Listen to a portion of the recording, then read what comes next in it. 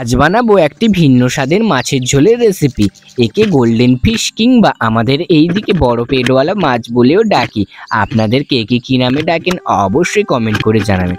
তো হ্যালো বন্ধুরা, welcome our new cooking recipe.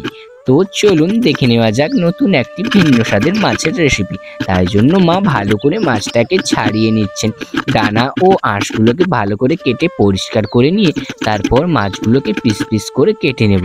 তো যতক্ষণ মা মাছগুলোকে কাটছে, আপনারা অবশ্যই এইভাবে ইউনিক রেসিপি জানার জন্য ও দেখার জন্য চ্যানেলটিকে সাবস্ক্রাইব করে বেল আইকনে ক্লিক করে অবশ্যই পাশে থাকবেন, যাতে আমার ভিডিও ছাড়ার সঙ্গে সঙ্গে আপনাদের কাছে নোটিফিকেশান যায়।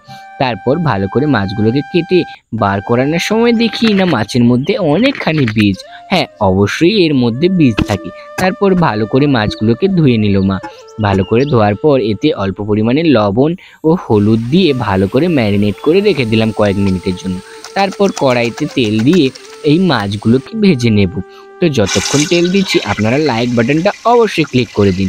তারপর ভালো করে এই মাছগুলোকে লাল লাল করে ভেজে নিয়ে তুলে নেব। তো দেখতেই পাচ্ছেন কি সুন্দর লাল লাল করে মাছগুলো ভাজা হচ্ছে। অবশ্যই এইভাবে লাল লাল করে ভাজার সময় সাবধানে থাকবেন, কারণ তেল ছিটকে আপনাদের শরীরের মধ্যে পড়তে পারে, তাতে ফোসকা হয়ে যেতে পারে। অবশ্যই সাবধানে কাজ করবেন। তারপর মাছের বীজগুলোকে ভাজার জন্য কড়াই থেকে তেলটা অল্প কমিয়ে রাখবেন, না হলে তেল ছিটকাবে মাছের বীজ ভাজার সময়। তারপর মাছের বীজ ভাজা হয়ে যেতে এতে সেই তেলের মধ্যে আলুগুলোকে ভালো করে লাল লাল করে ভেজে নেব। ভালো করে আলু ভাজা হয়ে গেলে এগুলোকে তুলে নিচ্ছি।